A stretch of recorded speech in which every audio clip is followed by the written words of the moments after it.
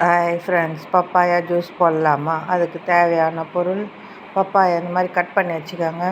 1 class பால், சிறிதளவு தேன். இந்த பப்பாயை மிக்சியில் ரன் பண்ணிக்கோங்க. அப்புறம் பால் சேருங்க. மிக்சியில் போட்டுக்கோங்க.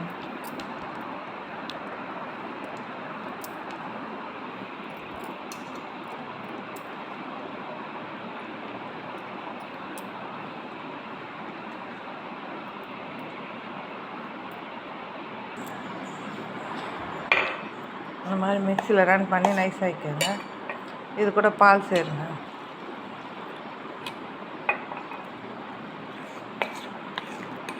பால் சேர்ந்து நல்லா கலந்துக்கணும்.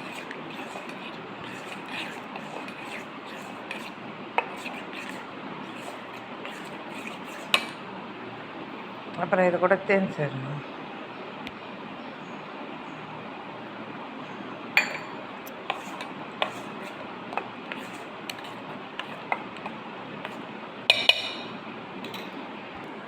அப்புறம் இதை ஒரு கிளாஸில் ஊற்றிக்கோங்க.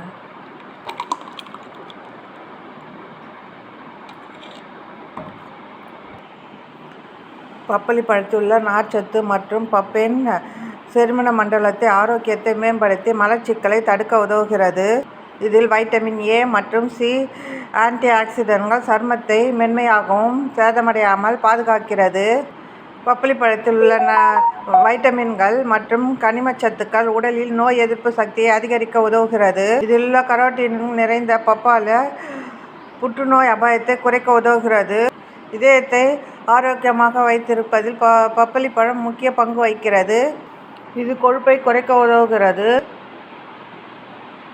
இதில் நார்ச்சத்து, வைட்டமின் சி மற்றும் ஆன்டி ஆக்சிடென்ட்கள் நிறைய உள்ளன. அவை தமனியின் கொழுப்பு குறைக்க உதவுகிறது.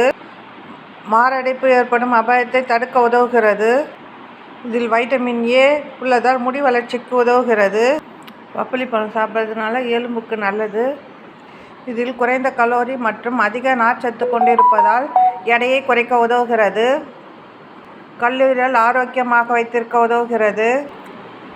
குடல் பூச்சிகளை அகற்றுகிறது. பப்பாளி பழம் சரும சுருக்கங்கள் வீழ்வதை தடுக்கிறது. இதில் வைட்டமின் சி உடலில் நோய் எதிர்ப்பு சக்தியை வலுப்படுத்துகிறது. பிடித்திருந்தால் லைக் பண்ணுங்கள், ஷேர் பண்ணுங்கள், சப்ஸ்கிரைப் பண்ணுங்கள்.